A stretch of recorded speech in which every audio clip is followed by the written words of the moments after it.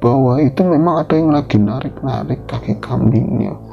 Itu ada yang narik, itu yang dia lihat itu ada tangan besar yang dia lihat cuma tangan besar, kukunya itu benar-benar hitam semuanya.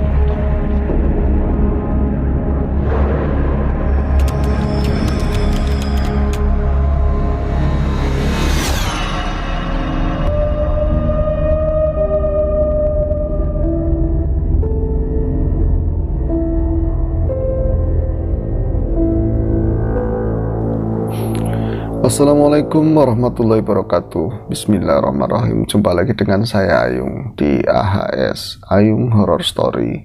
Seperti biasa kami akan menyajikan satu cerita horor untuk kawan-kawan semuanya. Semoga kisah-kisah dari kami, cerita dari kami masih tetap bisa menghibur.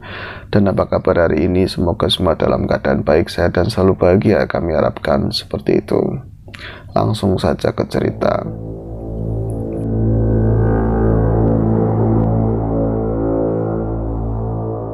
Kisah ini dari Mas Rudi di Tegal, di kampung saya.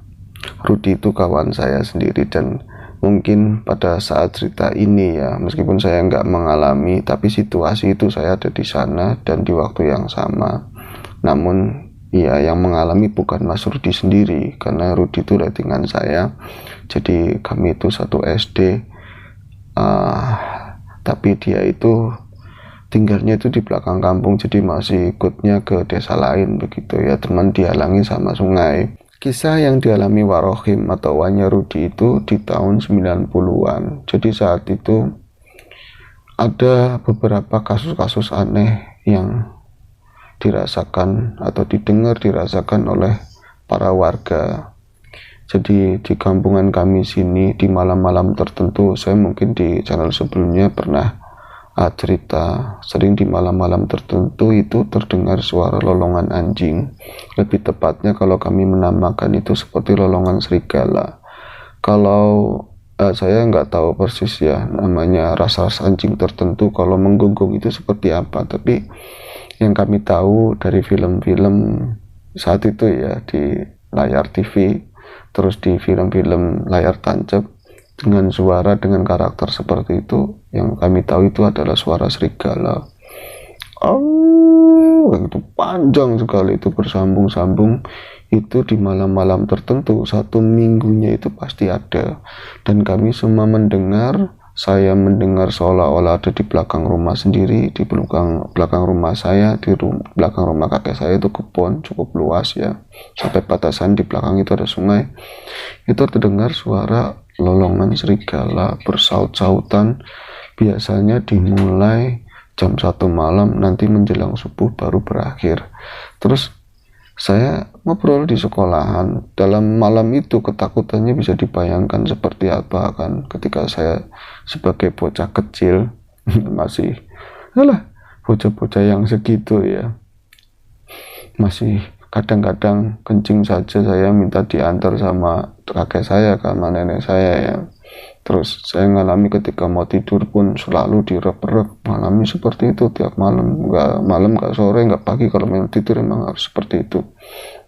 Saya penakut.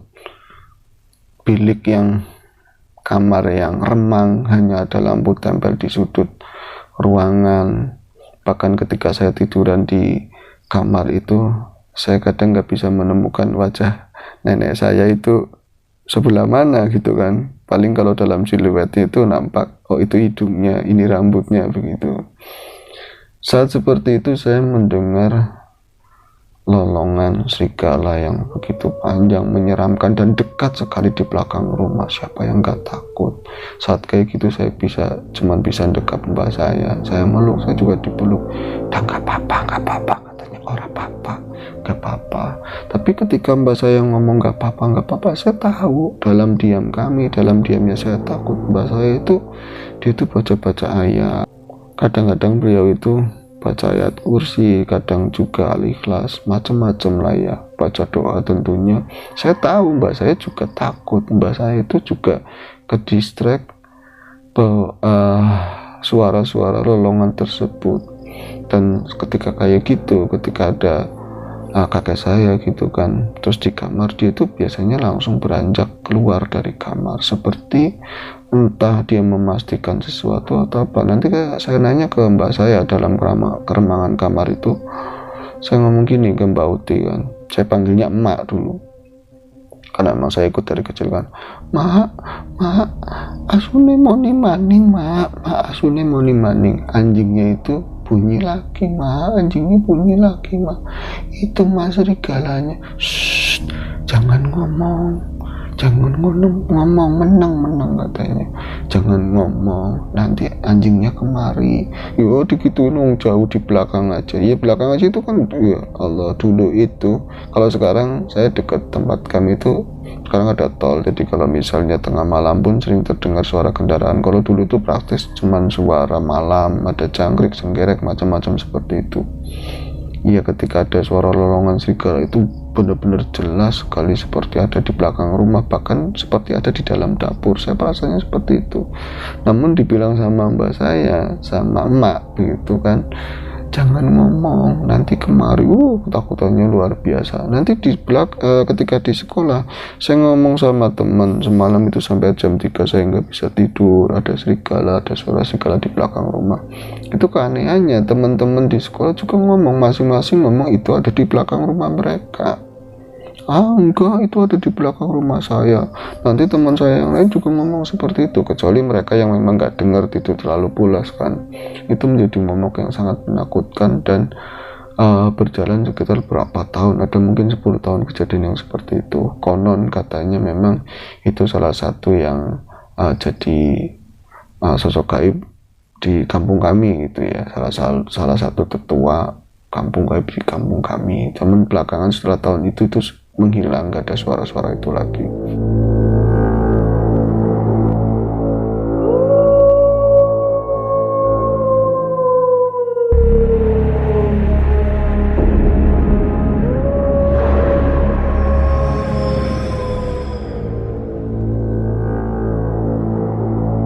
Hampir bersamaan dengan tahun tersebut memang ada kejadian aneh, itu membuat gempar warga. Jadi kalau yang sudah memang suara itu tuh sering terjadi, sering ada, hampir seminggu atau 2 minggu sekali itu ada lolongan yang seperti itu, tapi nggak mengakibatkan efek tertentu. Artinya seperti mereka itu menunjukkan eksistensi bahwa kami itu ada.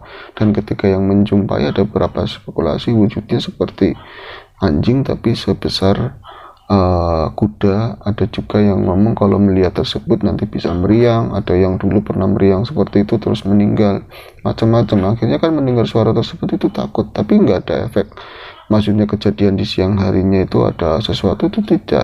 Namun di tahun 90-an tadi ini, di samping ada suara lolongan tersebut, ada efek fisik. Ada beberapa warga, terutama kalau di kami kan dekat sawah, banyak kebun ya, banyak yang ternak kambing. Jadi ada beberapa ternak warga yang memang kambingnya itu mati. Ada juga yang sebelum mati mereka akhirnya inisiatif untuk dipotong, karena memang ya sayang kan, masih ada napas, dipotong, nanti dagingnya yang masih utuh bisa buat lauk atau dijual. Jadi sering ditemukan pagi hari di kandang ternak itu ada kambing, ndak perempuan, ndak kambing kecil, ndak bandut, itu kadang-kadang mengalami luka yang sangat parah. Biasanya itu di daerah belakang, seperti di daerah sini ya, daerah kaki belakang, terus daerah perut. Kebanyakan kaki belakang itu sampai kelihatan tulang. Jadi ada semacam koyakan besar di daerah kaki belakang begitu ya. Sebuah gigitan yang luar biasa yang mungkin dilakukan oleh sesuatu hewan tertentu atau apa yang memang punya gigitan yang luar biasa dan punya taring yang kuat, yang tajam. Itu bikin gempar warga. Ya sebut saja saat itu yang mengalami Wak Slamet punya kambing itu Pagi-pagi dia menemukan kambingnya terluka parah, kemudian dia teriak-teriak, dia ngomong sama istrinya, weduse, lagi saking kikuknya, saking paniknya. Lah pas istrinya kan lebih rewel dari ibu-ibu sekeliling, dia melihat seperti itu ya panik, ya Allah bapak nih, ya Allah kok kambing kayak gini wedus. Si urip apa orang masih hidup atau enggak, kenapa ini, kenapa hari pada berdatangan pagi-pagi. Saya yang masih kecil saat itu ya lihat, kenapa ya, ada yang ngomong dimakan macan, ada yang dimakan, jangan-jangan dimakan lenggarangan, tapi tidak mungkin kalau lenggarangan mulutnya kecil. Ini pasti ada dimakan makhluk halus, siluman, macam-macam saat itu.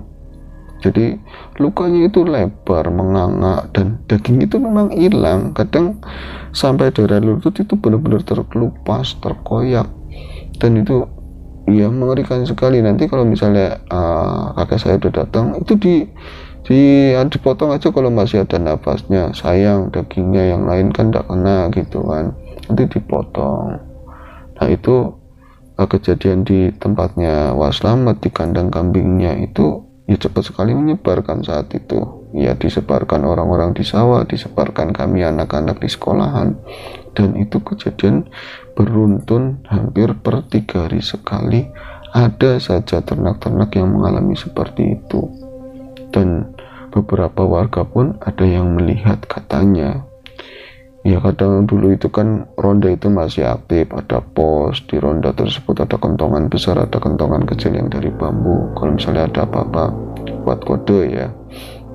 Mereka kadang per berapa jam sekali itu keliling kampung, pernah melihat sosok yang mirip sekali dengan walaupun dalam gelap tidak begitu jelas begitu ya, wajahnya itu mirip, daerah mukanya itu kepalanya mirip kepala anjing atau serigala tersebut, namun seperti tidak berekor, dan wujudnya itu gede nggak seperti serigala pada umumnya, meskipun saat itu yang mereka nggak bisa mendeskripsikan serigala itu gedenya semana, kecuali anak-anak sekarang, orang-orang sekarang itu bisa melihat sosok itu, ukurannya kan dari televisi, dari handphone, dari acara-acara tertentu gitu kan.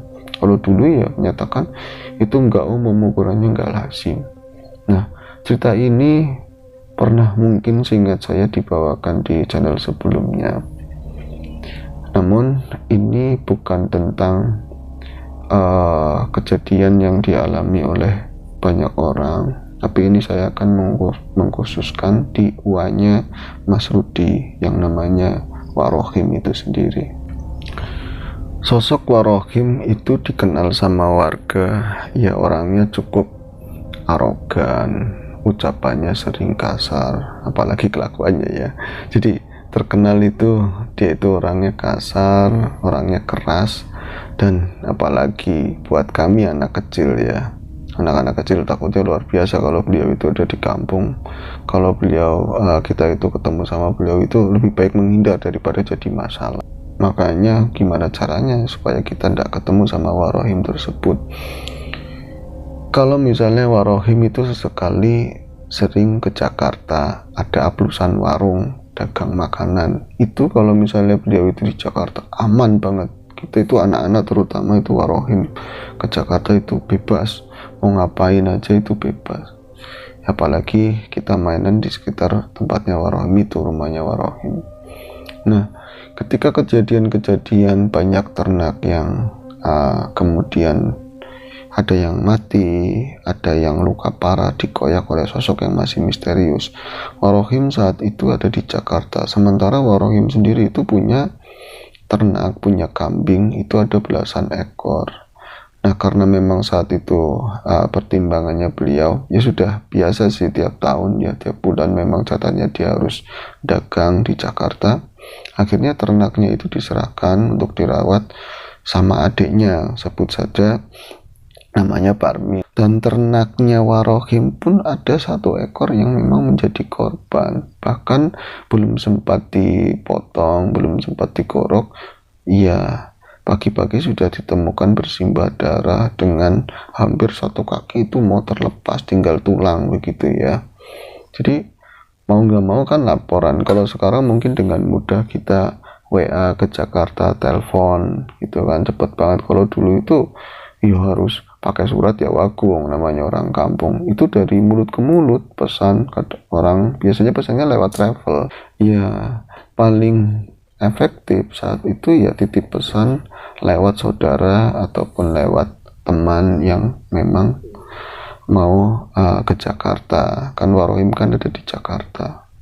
Nah ketika saat itu memang gak ada orang yang mau ke Jakarta, kabar itu disampaikan sama sopir travel yang megang jasa travel. Dia itu kan lebih cenderung wirawiri dari Tegal Jakarta, titip ucapan itu, titip omongan, tolong nanti sampean itu mampir ke warungnya Warohim, ke warungnya Karohim, terus nanti sampaikan kalau kambingnya itu mati karena memang digigit serigala. Ngomongnya seperti itu ya, tukang sopir ya diomongin seperti itu, seadanya disampaikanlah ke warung sana, ke warungnya Warohim. Warohim yang terkenal keras, yang terkenal arogan, dan terkenal itu tidak ada takutnya sama apapun. Dia itu mendengar kabar tersebut langsung memuncak emosinya dan merasa seperti harga dirinya. Dia sebagai seorang yang kuat pendekar di masanya dulu itu merasa ini penghinaan, kok ada yang berani melakukan itu sama ternaknya. Iya, apalagi yang digigit itu indukan kambing kesayangannya Warohim. Lalu dia mencak-mencak, nggak pikir lama langsung dia tuh ngomong sama istrinya di sana. Balik, kurang ajar katanya. Sabar pak, wong sumang kambing cuman kambing gimana? Ini kambing berbeda, ini turunannya dari terah kambing. Kambing di terah-terah ini emang iya sih ada, cuman saat itu dilebay-lebaykan, terlaluan lah. Dia nggak terima kalau kambing kesayangannya itu katanya dimakan serigala. Anda bisa, ini mesti sabotase, ada orang radikal katanya, ada orang radikal yang sengaja nggak suka sama saya, benci sama saya, terus kambing saya itu digerogotin. Ya pak, ya Allah, wong di kandang rapat kayak gitu digerogotin, emang orangnya masuk ke dari mana? Ya bisa baik mah, orang itu benci sama saya bisa saja, atau dibacok-bacok pakai golok atau bisa saja. Ya sampean mangil banget, dari dulu nggak pernah berubah.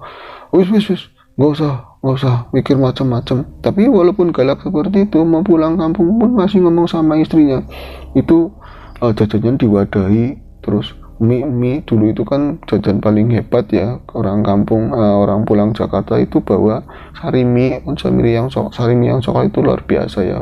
Ya sekarang merek-merek banyak sekali, ada rasa tadi ya, ada mie Korea, ada mie goreng Bangladesh, wis macam-macam. Bahwa dulu itu paling hebat ya sari mie yang coklat itu dengan rasa ayam bawang, wis hebat banget.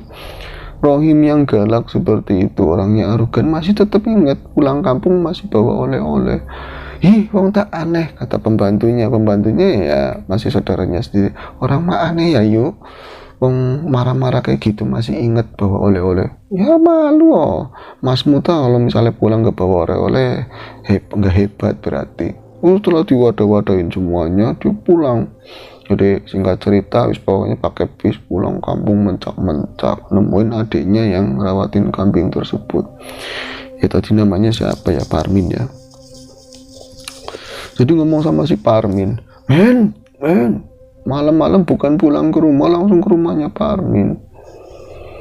Pas Parmin ketok-ketok jam dulu itu jam 10 itu udah ya malam sekali dan Parmin udah tidur. Pulang-pulang bukannya ke rumah dulu, itu masih bawa oleh-oleh, itu ke rumahnya Parmin langsung, karena tadi kabar itu kan tentang sesuatu yang dialami oleh ternak, dan ternak itu dirawatin sama Parmin. Jadi nggak pulang ke rumah, langsung ke rumahnya Parmin, ngetok-ngetok, men, assalamualaikum. Istrinya kan dengar kalau Parmin udah tidur. Kang, tangi Kang, dari mana suarane Kang Rohim mana? Rohim di Jakarta, itu suaranya. Ya itu akhirnya kan si Parmin bangun, dengan dia tuh ketakutan. Aduh, dia tuh kayak gitu teriak-teriak, gimana nih mak? Ya udah pokoknya keluar, sampean keluar, masa saya yang keluar, mana saya pakainya kayak gini. Orang dulu ya pakainya yang seperti itu ya, ala kadarnya gelap-gelap. Parmin itu keluar, dicari di depan, nggak ada. Itu cuman ada kardus Indomie sama ya tas gede begitu ya. Orangnya kemana, tahu orangnya ke samping, min ngotok-ngotok di pintu samping. Kang, nyonang kene Kang, diketok di depan, saya ketok di samping, kamunya ke depan. Tadi saya depan, kamunya di samping. Saya baru keluar. Men, Kakang patakon, Kakang mau tanya, emang iya kambing kesayangan Kakang? Ada kambing kesayangan Kakang. Kambing kesayangan Kakang itu meninggal dunia lagi, bukannya mati atau apa ya. Untuk aja nggak ngomong wafat ya, atau mangkat, keren lagi. Iya Kang, ngapunten Kang. Pantesan kambing itu mati. Wong kamu tidurnya ada di rumah kalau sama istrimu. Ngerti situasi lagi gawat darurat. Ini laten, wah bawa bahasa laten segala, mungkin banyak kan nonton PKI ya, nonton kayak gini, bahaya laten. Ini kasus seperti ini saya dengar di Jakarta, katanya ada serigala, katanya ada siluman yang makanin kambing. Padahal ya lucu, siluman kok makannya kambing ya. Kamu kok bisa-bisanya tidur kelonan sama istrimu kayak gitu? Enggak Kang, saya enggak tidur primen, itu mukanya aja seperti itu. Enggak Kang, saya Arif, cuma ngeliep Kang.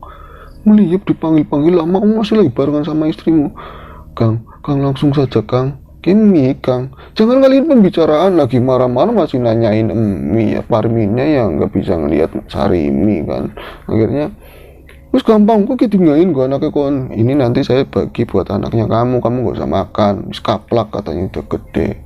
Kalau minta ya duduhnya, airnya aja nggak apa-apa. Jadi anjukin demikian yang jengkel katanya dari sampai mana ya tadi saya marahnya? Kambing Kang, Arminia yang ngasih tahu itu tadi sampai kambing. Iya, kamu kenapa tidur di rumah? Aturan kamu jagain tidur di kambing, tidur sama kambing. Tidur sama kambing Kang. Enggak, tidur di atasnya kandang kambing. Jadi kandang kambing itu emang disetting, dan umum di sini itu di atas kandang kambing itu dibikin ada palangan-palangan bambu atau dari ini ya, kayu-kayu keras. Nanti itu bisa buat tiduran di atasnya, sekalian nungguin kambing. Iya sekalian, entahlah, saya kadang-kadang juga bingung, rumah di dalam juga adem-adem, ngapain tidur di situ ya. Jadi nanti biasanya kambing itu supaya nggak banyak digigitin nyamuk. Kalau digigitin nyamuk kan alhasil kambingnya nggak tenang. Kalau nggak tenang otomatis pertumbuhan dagingnya kurang, mungkin seperti itu kali ya. Jadi dikukusi atau dikebul-kebul, ada bikin tabunan, nanti tabungan itu, perapian itu ditimbun sama biasanya di sini tuh pakai ranggas atau bekas daun bawang gitu ya. Aromanya itu khas banget dan menimbulkan ini apa, uapnya itu tebel, asapnya itu tebel. Itu senang, saya sampai sekarang juga senang sama bau-bauan seperti itu. Ada potongan daun bawang itu yang ikatannya terus dibakar, itu langsung keinget masa lalu. Biasanya kalau di sini ngomongnya dikukusin seperti itu supaya kambingnya anteng. Jadi itu disediain kayak gitu. Kamu bukannya tidur di sana, lagi suasana gawat begini. Biasanya saya tidur di sana Kang, tapi ini kan saya lagi beranak badan, saya cuman pulang, cuman minum. Tadi ngeliap, yang liap kamu ditemenin sama istrimu. Ora Kang, ora dipatiri aku. Itu nyautin, menang lah, cuma wadon ngerti apa. Iya wong Kang Parmin urure mancing, wong wadonnya batiri. Semua aku dewek jelas.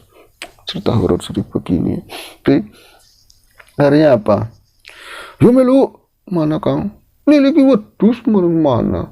Akhirnya mine Kang kelalen. Oh iya mi, bukan. Anggo apa ya min? Oh gunting ya, kenal Kang. Ternyata itu di dalam udah ngintipin ada mie ini kan, yang di Sarimi, langsung bawain gunting disereset. 5 bayi aja kakek.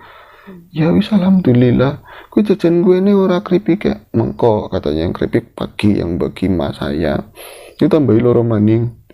Eman, kalau itu sama Rohim itu sebenarnya Eman, cuman perangainya keras dan dia itu nggak terima kalau misalnya ada yang injak harga diri. Padahal yang injak harga dirinya dia kan tadi katanya siluman dalam tanda kutip yang makan kambing. Siluman kok makan kambing ya. Akhirnya datang nengokin ke kandang kambing, dan itu ya di dekat rumahnya si Rohim. Kalau Parmin itu agak jauh sih, ada kalingan beberapa kebun jalan kaki setapak baru ketemu sama rumah orang tua Rohim. Ya, Rohim itu masih sama orang tuanya tinggalnya. Berarti sampean belum masuk ke rumah, Kang? Yo, enggak, saya kan darurat langsung ke tempat kamu. Emak berarti belum ngerti sampean datang. Lah, jangan muter-muter ngomongnya, katanya jangan muter-muter ngomongnya. Saya lagi marah, jangan ngalihin perhatian. Dibagi pas sampai rumah sebagai ketok-ketok pintunya biar ma bangun. Ya masih kayak gitu, masih ingat gitu ya. Nah terus pintunya dibuka, yang keluar kan emaknya mereka si Rokim sama si Parmin ya. Min, tening konsingen di bengi-bengi, kamu itu dari mana? Kok bawa kardus super mie? Ngerti, orang tua dulu juga ngerti. Kayak wong balik Jakarta. Kok Rohim balik, Mak? Rohim balik. Ya Allah, Rohim balik runtek. Emaknya aja takut kalau Rohim balik, takutnya nanti bikin masalah. Terus ngerti kalau misalnya kambingnya ada masalah kan di kandang kambing, Mak. Ya Allah, bontot terus gimana, nanti gimana? Mama anjing bema, mama masuk pura-pura nggak tahu. Ya mini kau mancing. Mini kau mancing. Mini suruh ke bawah masuk. Ya udah, nyusulin kan sih. Parmin itu ke belakang, ke samping rumah. Dihitung, siji loro telu. Lagi apa, Kang? Saya ngitungin kambing, siji sing mati di sih, Kim. Kan udah mati, udah dikubur. Iya ya, udah mati kok saya nyari-nyariin dari tadi.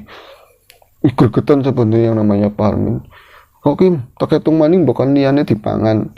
Saya hitung lagi, takutnya yang lainnya dimakan ketika kamu tidur sama istrimu. Dihitung 1, 2, 3. Ya Allah, reglem meneng sih ya. Kotak-kotak itu kan kambing kalau ada orang terus disenterin itu kan nggak mau diam, dihitungnya susah. 1, 2, 3, siji loro telu. Iki 6 apa itu? Ki wis datung apa durung ya, Min? Kang, kura weruh. Aku nggak tahu. Ya kambing itu kan ngacak, lari ke sini, lari ke pojok sini, dihitung nggak pas-pas ya. Kang ngapain sih dihitung sih? Itu semuanya kalau yang mati satu tinggal 14. Kalau nggak percaya dihitung aja kepalanya yang nongol, yang nunduk berapa. Angel Kim percaya wis sama kamu katanya. Ya wis aman ya berarti ya.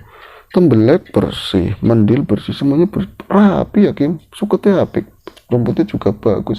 Emang bagus semua, saya ngerawatin kambingnya sampean Kang. Tapi saat itu saya juga nggak nyangka bakalan dimakan sama siluman kambingnya.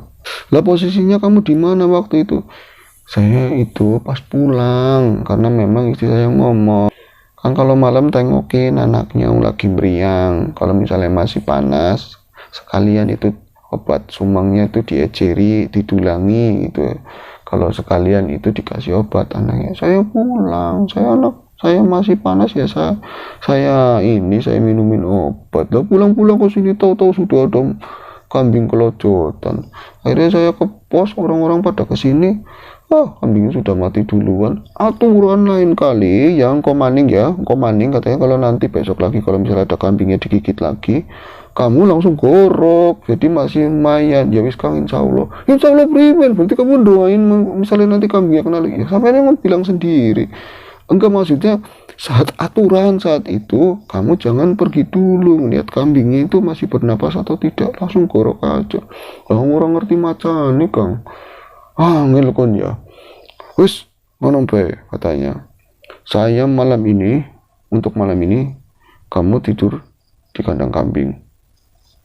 Gawe mie loro ya. Akang juga belum makan. Setelah bikin mie, saya nanti tidur, kamu tidur di kandang kambing. Besok saya tungguin di sini. Saya tidur di kandang kambing. Saya mau nantangin malungnya kayak apa coba yang makanin kambing saya, katanya seperti itu.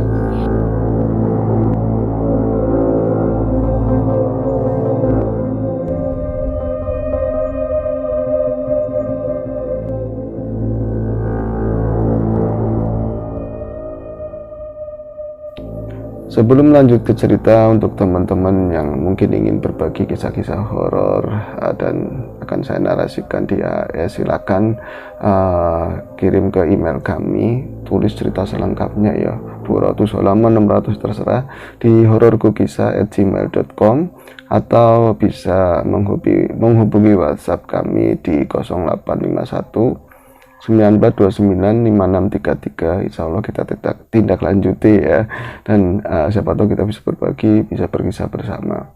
Oke, lanjut ke cerita lagi. Malam itu Warmin dengan terpaksa memang tidur di kandang kambing setelah sebelumnya dia menyalakan obat nyamuk alam ya, obat nyamuk yang versi jumbo itu yang dari tadi tabunan. Dia betah nggak betah kalau misalnya ketahuan sewaktu-waktu Kang Rohim datang terus saya nggak ada di kandang kambing, dia pasti akan marah. Nanti berabe kena semua, jangan-jangan nanti bukan cuma pecingan besok yang nggak diterima sama anak-anaknya, terus bayaran saya nggak dikasih, Sarimi pun bisa ditarik dari peredaran. Membayangkan seperti itu, nggak kuasa akhirnya dia itu bertahan untuk tetap di atas kambing.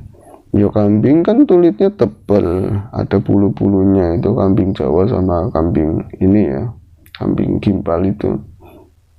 Bagaimanapun Pak Armin itu lupa nggak bawa dulu itu sari puspa adanya mungkin ya di tahun itu, apa belum ditemukan. Yang jelas dia itu nggak bawa obatnya buat pribadi, nggak bawa baygon, apa sih kingkong baygon ya. Jadi ya tetap pating cerekit, banyak nyamuk, dia nggak tidur, ceplak ya. Kambingnya di bawah ada yang nungguin anteng. Namun kalau Pak Armin itu keingat memang kejadian yang saat ini sedang marak, kadang sesekali ada gonggongan tadi serigala, terus kemarin juga kesini, apa nggak mungkin kalau malam ini serigala ini juga bisa datang ke sini lagi. Aman kalau saya kan di atas, lagian targetnya hewan, mungkin saya nggak mungkin dimakan, saya kan di atas. Itu ya agak-agak takut, yang ngeri-ngeri sedap lah. Sekali-kali dia itu bikin bunyi-bunyian yang disengaja, batuk-batuk, kadang-kadang bunyiin kretak-kretek biar ada perhatian, walaupun ya dia tahu mau yang perhatiin siapa, paling kambing di bawahnya yang tadinya tenang jadi agak geser ke kanan ke kiri, itu kan menimbulkan suara gemeletak. Nah, sesekali terdengar dari jendela rumah, yaitu suara si Rohim itu batuk-batuk. Kang Rohim metu ke waktu lagi keluar lagi kan, enggak keluar juga. Akhirnya dia kalah juga sama ngantuk, dan hasil paginya emang enggak terjadi apa-apa, bahkan pagi pun dibangunin sama si Rohim itu kakaknya. Ben, tangi men bisa esok men, Ben, tangi men esok, udah pagi. Iya Kang. Kamu turut di kandang kambing betah seperti itu, baru sama kambing. Kamu tuh dulu ikut ke Jakarta di kota, tidur enak kalau sama perempuan-perempuan cantik. Sampai kelakuannya kayak gitu Kang. Ya enggak, itu ibaratnya aja katanya. Wes, nggak ada apa-apa ya, nggak ada apa-apa Kang. Wow, katanya nggak ada apa-apa kayak gini, berarti nggak ada kejadian apapun, semua bohong. Jangan-jangan memang ada yang sengaja melukai kambing saya, terus di kambing hitamkan si siluman itu. Kamu aja nggak, ada apa-apa sih Kang, langsung kan ganti yang ngomongnya mungkin salah. Ada memang, saya pas lagi mau tidur itu kirain sampean. Di mana Min? Di depan rumah situ, di apa namanya, pisang-pisang yang di depan itu, pisang kelutuk. Ada yang kelutuk-kelutuk wirawiri. Saya bilang, saya pikir sampean. Cuma hitam-hitam Kang, saya emang nggak berani datengin. Apalagi saya udah di kandang kambing di atasnya. Bocah kecingan, katanya bocah penakut. Kalau saya ada kayak gitu, golok siapkan turun langsung. Sampean siapa kayak gitu? Aduh, kamu jadi adik saya malu-maluin. Dalam hati Parmin, besok aja sampean ngerasain sendiri. Syukur-syukur ketemu sama siluman itu atau siapa kek yang bikin kambing kayak gini.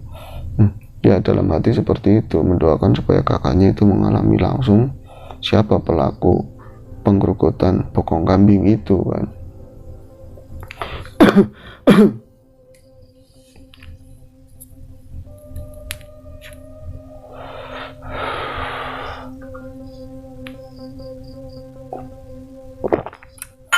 Pagi harinya mendengar kedatangan Rohim. Iya, kami juga anak-anak kecil itu ciut nyali. Tadinya jadwal main itu di tempatnya Rudi pun bergeser, dialihkan. Stadionnya itu dialihkan. Tadi main bola di situ, main dekat sawah aja. Takut ketemu sama Rohim, galaknya luar biasa. Tapi kadang-kadang emang baik, sering mencingi 50 perakan, 100 perakan kan. Tapi nggak sebanding sama galaknya, wis runtek. Ini tuh cop-copan bahasa sininya ya. Akhirnya bukan cuma anak-anak, orang-orang juga rohim di rumah itu berapa males gitu ngeladenin ngomong itu tinggi banget. Tapi kata kakek saya juga, walaupun dia tuh ngomongnya tinggi tapi emang sebanding sama kemampuannya. Dia itu ahli silat, dulu itu pernah belajar di Mande, pernah belajar macam-macam, katanya seperti itu. Dan pagi itu rohim itu mendatangi beberapa orang, ada kerumunan pagi-pagi ya, orang itu berangkat ke sawah atau apa ya, menanyakan hal yang tidak lain, kejadian yang lagi rame. Namun ya simpang siur, ada itu yang makan macan, ada yang makan lenggarangan segitu itu ya gak mungkin lah katanya. Terus ada yang ngomong itu macan, siluman, macam-macam hal. Saya waktu itu udah sengaja juga kepergok, cuman saya menghindar lebih cepat, takutnya kenapa-napa kan, padahal dia nggak mungkin diapa-apain sih. Akhirnya dari obrolan-obrolan tersebut Rohim pun sesumbar, sok tangkep wis pokoknya. Maksudnya primen Kang? Maksudnya gimana? Saya tangkap pokoknya. Siluman-siluman apa? Kalau nggak ketangkep kepalanya ya ketangkep buntutnya. Nggak ada buntutnya katanya, yang melihat itu cuman kepala, kayak ada tubuhnya, buntutnya nggak ada Kang. Ya pokoknya apanya aja saya tangkap, pokoknya malam nanti saya bakalan ronda, saya amanin kampung sini. Jangan sampai ada kejadian yang serupa, cukup punya saya, cuman punya saya, jangan orang lain. Padahal kalau bisa yang lain kena mungkin seperti itu kan. Akhirnya warga itu menyanggupi untuk menemani Rohim malam itu, tapi ya yang penting kan tadi ya dapat sarimi, yang penting ada wedangannya kan. Ngumpul bukan di pos tapi ngumpulnya di depan rumahnya Rohim. Kalau kata Parmi ini jangan-jangan politik, suruh di depan rumahnya Kang Rohim, rumahnya emak, sebenarnya buat ngamanin kandangnya sendiri supaya nggak terjadi apa-apa.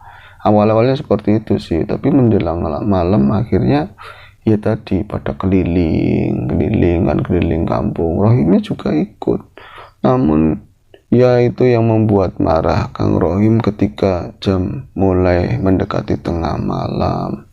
Mereka mulai pada ciut. Ya tidak banyak orang, ada mungkin sekitar 5 orangan. Jadi masing-masing punya alasan. Ada yang istrinya lagi meriang, ada pagi katanya mau ke Slawi ngurusin macem-macem.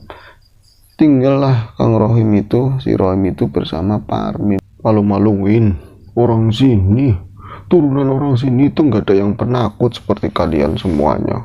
Kamu juga mau pulang Min? Murah Kang, tadinya sih mau pulang sebenarnya, katanya kan mau nungguin sendiri, tapi ngeliat kakaknya itu marah-marah, akhirnya Parmin jadi ciut dan ngomong gak mau pulang. Gak apa-apa, wis tinggal saya sendiri aja, gak apa-apa, lagi saya nggak perlu kamu kok. Udah kamu pergi aja, beresin itu barang-barang kamu. Saya nggak bawa barang apa-apa. Ya peci ini roti gawa, bawa peci katanya. Oh iya Kang, amit Kang. Ya pecinya itu di depannya Kang Rohim kan. Wis balik. Wis pokoknya saya sendiri aja, saya amanin sendiri di sini. Kalian pada penakut semuanya. Ya Kang, kalau gitu saya permisi aja. Bener nih mau pulang. Ya saya mau pulang Kang. Katanya sampean mau sendiri. Ya wis balik mana? Min, kena kopi di situ Min. Masih minta bikinin kopi. Akhirnya malas bikinin kopi. Otak baru dikasih ini Kang kopinya Kang. Ya wis. Ya namanya dia salaman tetap ya. Kalau misalnya saya teriak-teriak, nanti kamu jangan terlalu tidur Min. Ya kalau misalnya saya teriak-teriak, ya saya teriak-teriak berarti sampai minta bantuan. Ya nggak mungkin saya minta bantuan, ya nggak mungkin. Saya cuman teriak-teriak berarti saya udah nangkap malingnya, saya sudah nangkap pelakunya. Kamu kan jadi sigap langsung keluar, nanti kamu saya utus buat ngomong ke Pak Lurah atau ke siapa. Ya wis Kang, itu orangnya ya gitu banget ya, katanya kalau misalnya teriak-teriak bukannya ngelihat malu atau ketakutan atau gimana, katanya kalau sudah nangkep pelakunya. Ya wis lah, kata si Parmin, kalau diladenin itu dan bareng. Akhirnya pulang. Sepeninggal Parmin, kemudian Rohim mulai ya beres-beres bekas-bekas minuman, bekas-bekas gelas dipinggir-pinggirin. Dia kalau sudah malam keluar seperti itu nggak ada akses lagi masuk ke dalam rumah, karena emaknya udah sepuh sekali dan tidurnya itu di belakang sana dekat sombangan, dekat kamar mandi. Akhirnya kalau misalnya mau masuk dia harus teriak-teriak, keduk-keduk pintu itu kayak, "Loh, wis akses itu night ya, akses itu nggak bisa sama sekali karena memang orang tua pendengarnya udah agak kurang ya kan. Akhirnya cuma di pinggir-pinggirin bekas gelas-gelas kopi, makanan-makanan ringan di sana. Ya rajin dasarnya, nyapu-nyapu, srak-srek itu wong kebiasaan. Emang orangnya keras tapi dasarnya itu rajin. Nyapunya bukan tempat di mana mereka tadi kumpul-kumpul, sampai ke semua latar, semua pelataran itu disapu semua. Jadi kalau rumah dulu di kami itu rumahnya agak tinggi, terus nanti bagian terasnya itu iya ada plesteran. Kalau yang ekonominya bagus itu biasanya pakai tigel lubinya. Kalau itu cuman plesteran, cuman dari tanah itu mungkin tingginya ada ya sekitar 1 meteran. Nanti ada undakan seperti itu, disapuin semuanya. Kalau sedang nyapu dia itu Rohim itu merasa, kok saya tiba-tiba ciut ya, kok tiba-tiba ada perasaan takut. Dari tadi itu biasa aja, kok sekarang saya ngerasa seperti ini, tiba-tiba banget. Dia itu merasa seperti ada sesuatu yang lagi melihat, lagi memantau, yang lagi memperhatikan si Rohim tersebut. Siapa ya? Kayak ada yang ngeliatin saya. Oh, kucing. Emang ada kucing di sana? Kucing hitam kayak gitu ya. Kucing hitam kalau di film-film, itu kucingnya yang langkain pitung, langkain kuburannya pitung, terus si pitung, film ada dulu film si pitung, kucing itu ngelompat, terus pitung bangkit dari kubur. Kucing setan ya mati ini. Itu perasaan-perasaan gitu mulai ada. Itu mulai nyapu sampai selesai. Sapunya pakai sapu yang gagangnya itu bambu, di bawahnya itu pakai sabut kelapa. Itu identik kalau orang-orang dulu sapunya seperti itu, karena kebanyakan lantai juga masih tanah kan. Sapu itu disenderin di sudut rumah di bagian depan, kemudian dia balik lagi, nyeruput kopinya, sempat duduk sebentar, dia memandang ke depan. Ya mulai ngarang macam-macam untuk mengusir rasa takut yang tiba-tiba datang. Ngarang-ngarang itu di depan, kalau dibikin warung bagus ya, warung apa ya yang pas. Di sini warganya sedikit, tapi buat bikin warung di sini mendingan buat bikin warung di Jakarta satu lagi. Macam-macam pikirannya itu ke sana-sana ya. Sebenarnya dia tahu saat dia mikir kayak gitu, rasa takut yang tadi tiba-tiba datang yang dia ngerasa itu saya nggak biasa seperti ini, itu buat ngusir rasa itu. Mulai ciut, mulai berpikir apakah saya bakalan nungguin kambing ya di depan rumah di teras seperti ini, apakah harus saya itu seperti Parmin ya, masuk ke kandang kambing tidur di atas. Tapi kalau tiba-tiba makhluk itu kesini terus dia nggak makan kambing, makan saya yang di bawah, aduh cilaka. Saya itu masuk ke rumah juga nggak bisa. Lalu itu buru-buru kemas itu diberesin semuanya, ya pakaiannya, terus kopi di bawah itu ke kandang kambing. Ya serentak ketika ada orang datang, kandang kambing itu kan gelap ya, terus ada senter, itu langsung bereaksi semua, kambing pada bangun, itu krotak, kaki kambing beradu sama lantai bambu itu, bambu-bambu yang ditata sedemikian rupa di bawah itu, jadi menimbulkan berisik hebat. Itu banyak suara kambing kan, berisik, kata Rohim seperti itu. Dan gak lama dia itu mulai ya masuk ke kandang kambing, terus naiklah ke atas, dan sebelumnya sempat bikin tabunan. Niat awalnya itu mau tiduran, kalau misalnya tidur juga ndak apa-apa wis, karena tiba-tiba saya ngerasa takut, tiba-tiba itu saya ciut, tiba-tiba saya itu ngerasa badan itu nggak enak. Aduh, cita-citanya tadi kalau misalnya langsung naik ke kandang kambing, terus di atas itu mau tiduran, ya mungkin jangan sampai tidur sambil ngawasin kan, memang niatnya kan pengen tahu siapa pelakunya, siapa tahu ada pelakunya yang ngerokotin kambing itu ke kandangnya lagi. Namun setelah naik itu bukannya baringan, dia justru terduduk, dia duduk sila. Yang namanya di atas kandang kambing, kayu-kayu itu juga kayu-kayu musuk ya namanya, kayu-kayu belahan. Kadang ada yang lempeng, kadang juga teksturnya itu lebih tinggi dari yang lain, jadi ndak lurus ya nggak enak buat didudukin, walaupun ada tikar buat alasnya. Geser ngadep ke sana salah, ngadep ke sini juga nggak enak. Kalau dia geser terlalu keras menimbulkan bunyi-bunyian di bawahnya, kambingnya bereaksi, itu pada geser, ketok, diam, kata si Rohim seperti itu. Kemudian dia mulai, aduh kok jadi kayak gini ya, sejak kapan saya ngerti takut, sejak kapan saya merasa seperti ini. Untuk mengusir rasa takut, kembali dinyalakan rokok kreteknya, diisep dalam-dalam, diempaskannya jauh-jauh. Matanya menyisir sekeliling dari atas, semuanya itu nampak lebih jelas. Kebun-kebun samping kandang kambing, iya kebun-kebun dulu kan ya terawat ya, apalagi samping rumah. Jadi meskipun banyak pohon-pohon gede, ada pisang-pisang seperti pisang kepeng, pisang raja, itu benar-benar terawat. Jadi banyak area-area yang kosong, tanah-tanah yang bersih. Kalau sekarang kan misalnya ada kebun pun ya orang-orang sekarang lebih ya kayak di kampung sendiri, saya sendiri gitu ya, di samping di kiri kanan ada kebun juga banyak gak dirawatin, jadi banyak tumbuh semak, banyak tumbuh tanaman liar. Kalau dulu itu kebun pasti bersih, tanaman-tanaman yang produktif itu yang disisakan memang sengaja untuk dipelihara, dirawat, tapi yang lain itu arealnya bersih.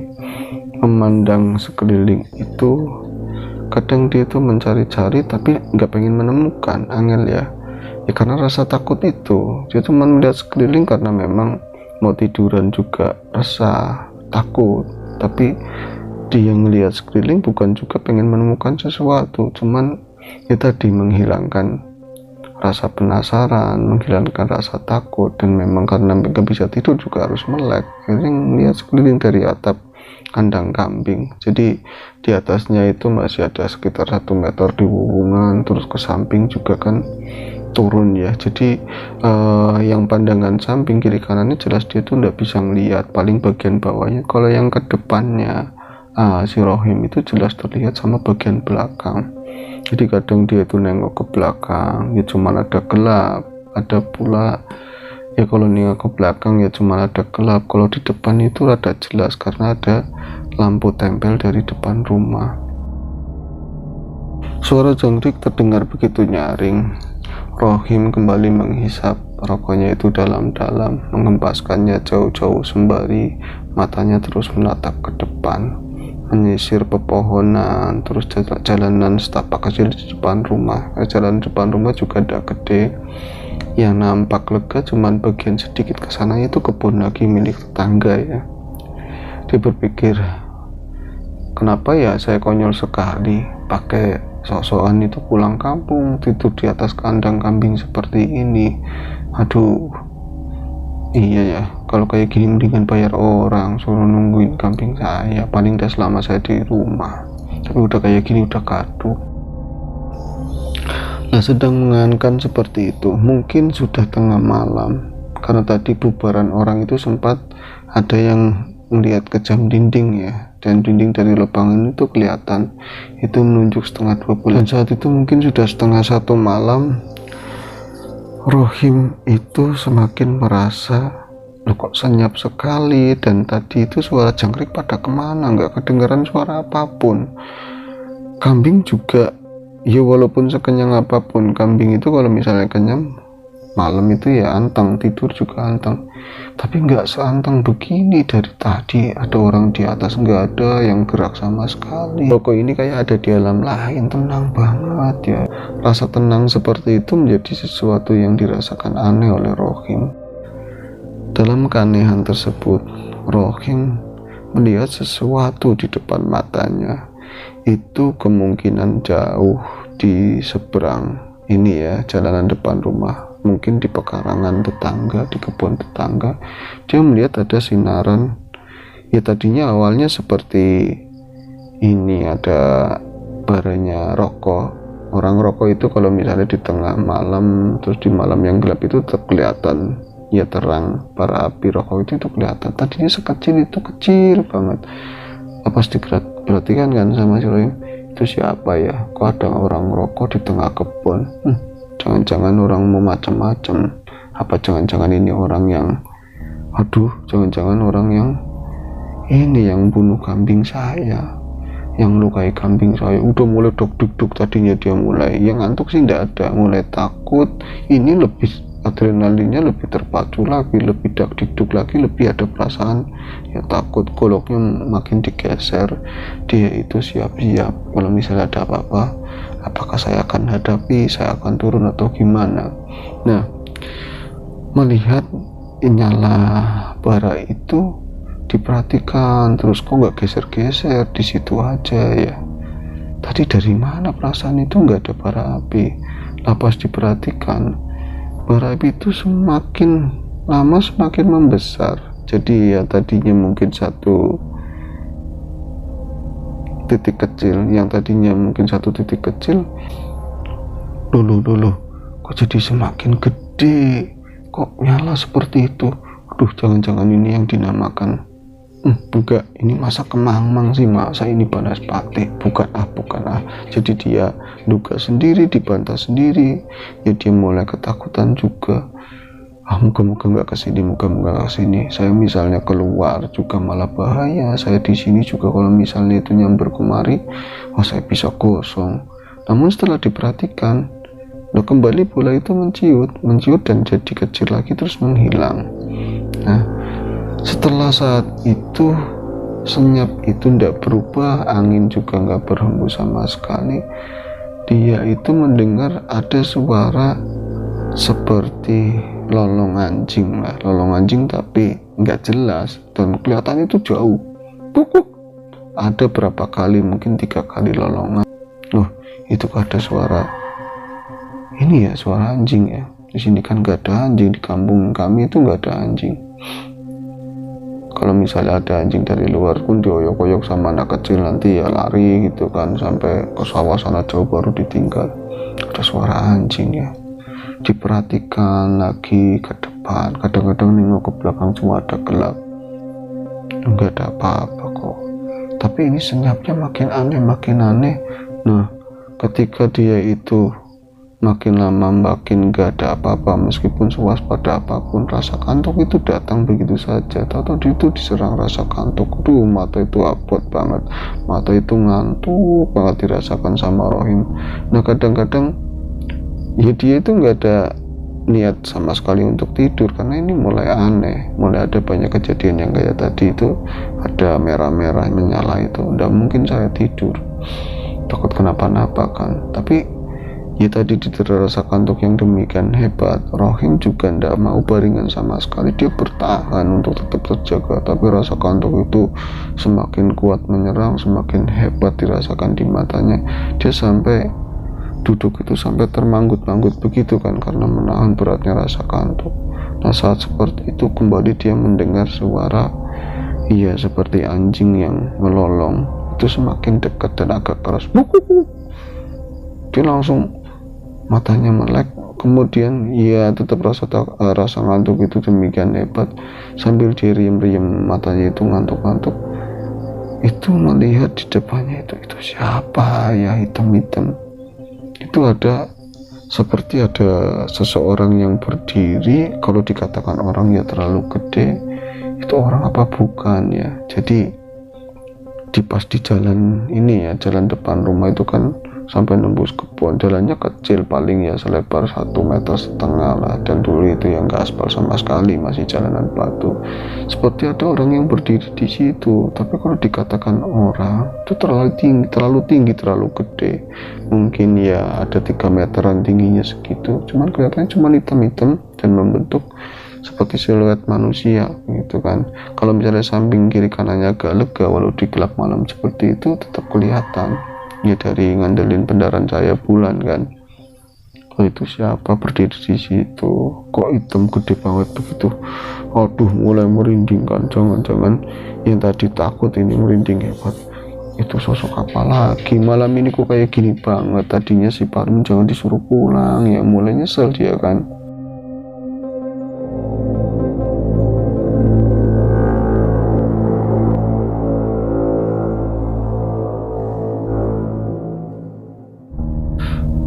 semakin diperhatikan, dia sudah mulai menggenggam goloknya, senter di tangan sudah siap, tapi tidak berani untuk nyenter ke arah ya sesuatu yang hitam tersebut. Dia takut itu cuma salah sangka, dia takut yang di depan itu ternyata pohonan rubuh atau bekas kelapa yang ditebang.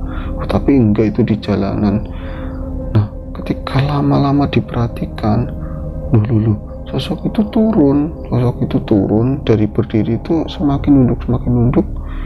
Nah, ini membentuk sesuatu yang mungkin dicurigai, yang dikatakan oleh warga yang lain ada sosok serigala. Itu mirip banget dalam siluetnya. Dia itu seperti berubah menjadi sosok hewan kaki 4, dan ketika lama-lama diperhatikan, mukanya itu ada moncongnya. Wah, mulai dak dik dia kan semakin ketakutan, dia semakin genggam goloknya, senternya itu langsung disorot, dipencet ke arah tadi makhluk yang kelihatan cuma bayangan hitam. Pas disorot itu tidak ada sama sekali, benar-benar kosong. Tadi itu jelas ada bayangan di situ dan membentuk sosok yang memang berkaki 4, dan terlalu cepat kalau dia menghindar. Padahal senter itu kecepatan cahaya kayak apa, itu kosong. Di sana cuma ada jalanan, di kiri kanannya itu ada pohon pohon pisang, ada pohon mangga juga di belakangnya. Kemana itu ya? Tadi saya jelas banget melihat disenterin, dia mulai maju ke depan, melongok kepalanya itu ke depan kandang yang begini kan lancip. Dia mulai nyenterin ke sekeliling disenter, semuanya itu nggak ada apa-apa. Yang ada di bawah itu seharusnya kan kambingnya, kalau melihat ada senter, ada pergerakan dari atas, kambing itu pada bangun, itu nggak antong sama sekali. Akhirnya dia itu karena berapa lama itu nggak ada apapun, mungkin saya salah lihat gitu kan. Akhirnya dia kembali lagi duduk, rokok dinyalain lagi, rokok yang sempat mati separuh dinyalain lagi. Namun ya kayak seperti tadi, rasa kantuknya itu tidak bisa ditolong. Dia akhirnya itu rebahan. Di situ ada bantal kecil dari boneka.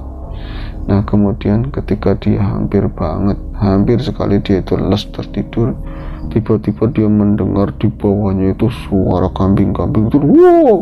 Kambing itu langsung bangun semua dan berputar-putar. Mereka itu berputar-putar di tengah kandang. Ruk. Nah, saat kayak gitu masih ngantuk luar biasa, tapi dengar kalau kambing di bawah itu pada berisik. Dia ngantuk banget, dia karena memang nggak sepenuhnya di atas itu ditutup, jadi separuhnya itu lega. Dia itu sempat dari sela-sela kayu itu sempat ngelihat ke bawah itu kambing itu bergerak, semuanya itu bergerak, dan mulai berusaha bangun dari baringannya, namun tetap saja nggak kuasa. Dan saat kayak gitu dia itu mendengar ada sesuatu yang dari arah lain, mungkin dari samping, namun ketutupan gitu ya, dari pandangannya itu ada sesuatu yang bergerak. Itu suaranya seperti itu, nggak jelas, entah suara anjing, entah suara ada seperti menggeram gitu. Ada suara seperti itu di bawah kandang kambing. Yang kelihatan cuma hitam-hitam. Nah, saat kayak gitu si Rohim itu mendadak rasa kantuknya hilang, langsung digenggam goloknya, senternya langsung dimainkan, disorotin semua di area bawah di samping kandang. Itu tetap nggak ada apa-apa, tapi kambingnya tetap berputar kayak kambing ketakutan begitu ya. Namun yang aneh, tadi itu sempat bersuara, kambing itu cuma berputar-putar tapi nggak ada suara sama sekali. Ini aneh sekali. Dan setelah itu kambing itu berangsur kembali tenang, dan mereka itu tiduran biasanya itu ya masing-masing nyari tempat itu ngumpul seperti tumpuk-tumpukan di tengah kandang, seperti mereka itu saling melindungi satu sama lain.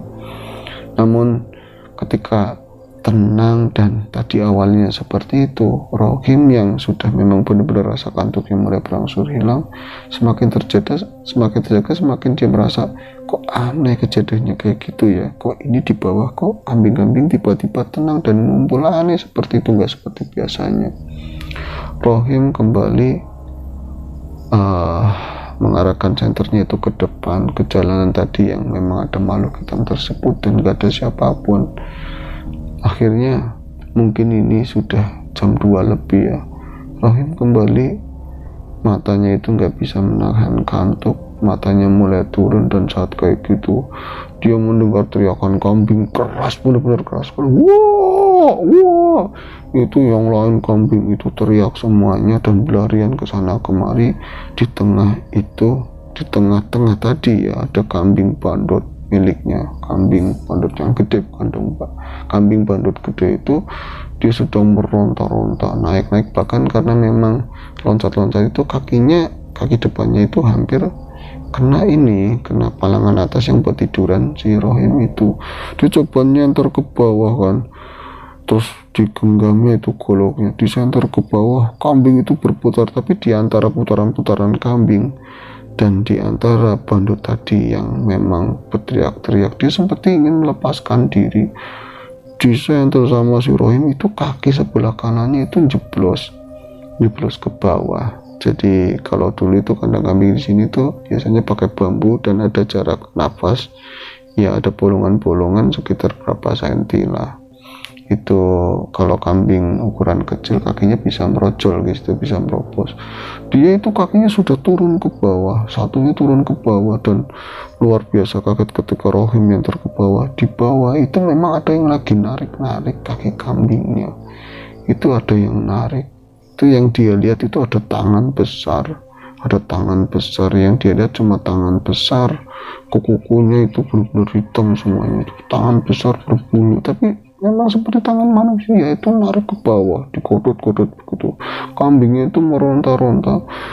Yang aneh di senter itu ya tetap dia berusaha narik terus, dan tarikan itu saking kuatnya sampai bambu itu, ya mungkin ada yang rampuh juga sih, bambu itu pecah di samping, berarti udah ditarik ke bawah, pahanya itu turun sampai bambu itu pecah dan kambing itu semakin terperosok ke dalam. Rohim mungkin jiwa pendekarnya keluar tadi, yang sempat takut tadi itu sempat, iya dia itu berpikir untuk tidak tidur di situ, dia langsung meloncat ke kambing tadi ya, kambing bandot tadi. Di tengah kerumunan kambing yang terus berputar, dia ikut narik kaki kambing ke atas, dan dia ngerasain memang ada yang narik kaki kambing itu ke bawah.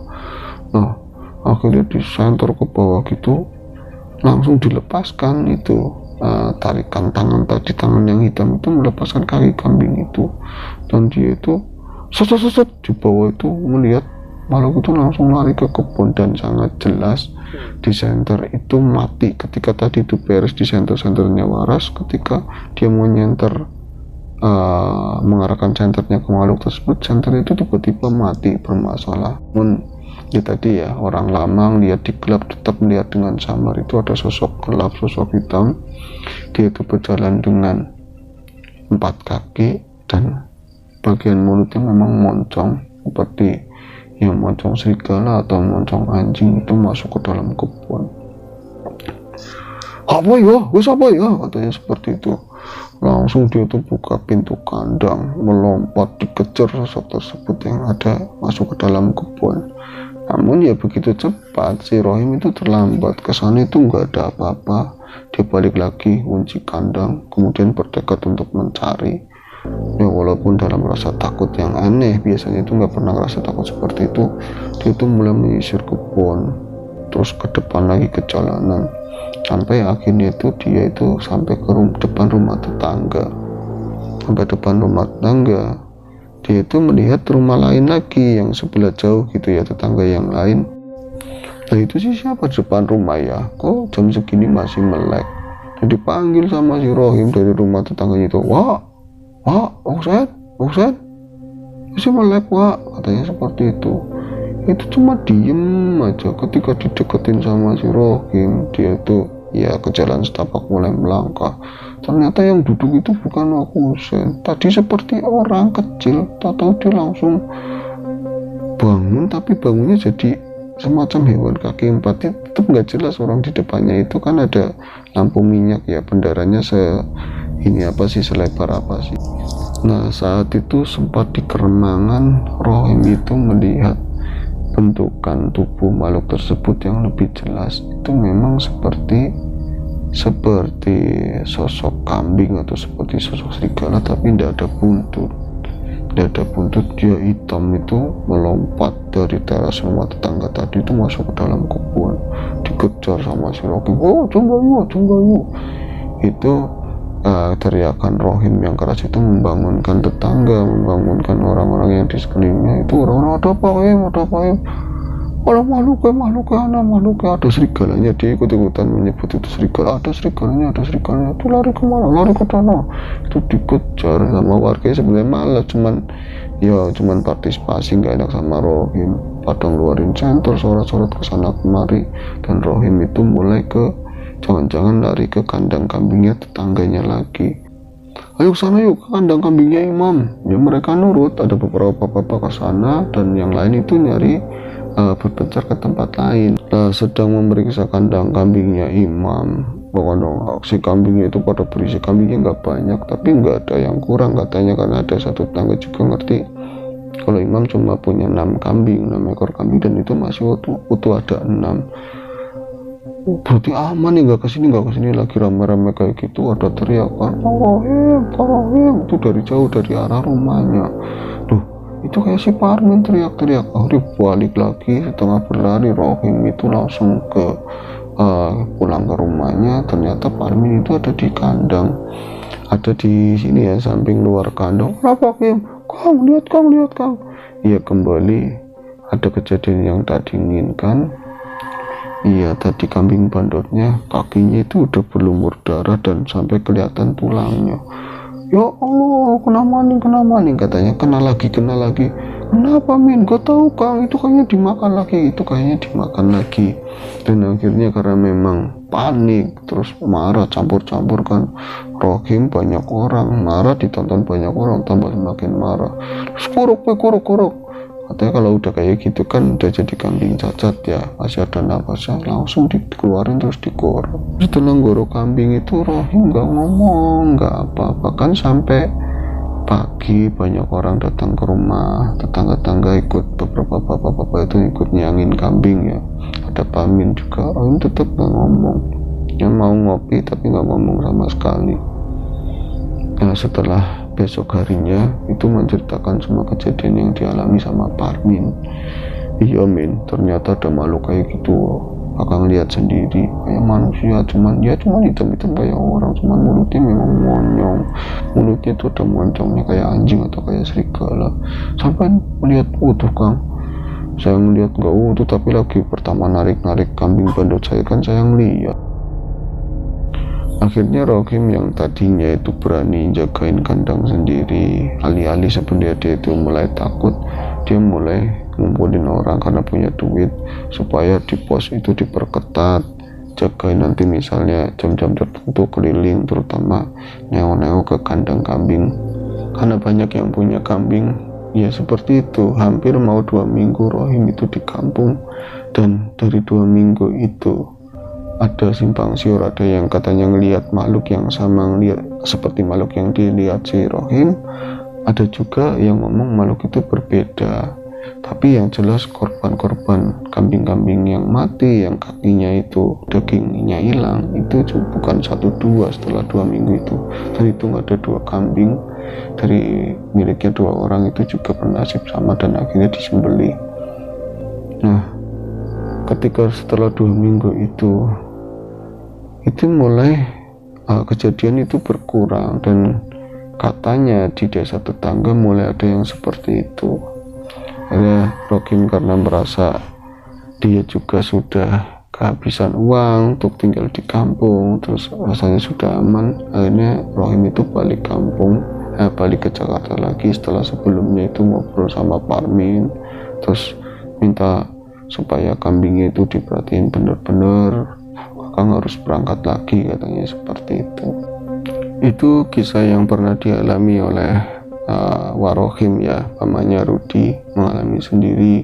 Dia menyaksikan walaupun tidak jelas memang ada makhluk yang seperti itu ya. Orang bilang itu dadi-dadian atau orang ngibri, tapi syaratnya makan paling tidak makan daging binatang, tapi caranya seperti itu. dan saya sendiri pernah mengalami ada disaster seperti itu di tahun-tahun yang berbeda tentunya. Namun ya begitu tahunnya Warohim saat itu, kemudian tahun kami, tetap nggak ada juntrungannya dan nggak ada bukti apapun siapa pelakunya hingga saat ini. Dan saat ini di kampung kami sudah ramai, sudah banyak lampu, sudah banyak rumah. Nggak seperti dulu ya, jadi ya kejadian-kejadian seperti lolongan serigala yang panjang itu sudah nggak terdengar. Nggak ada lagi kejadian-kejadian di mana ada kambing yang dimangsa oleh sesuatu, karena memang yang nggak sudah banyak yang tidak punya kambing. Paling satu kampung ya 1-2 rumah yang memiliki kambing, itu juga tidak banyak.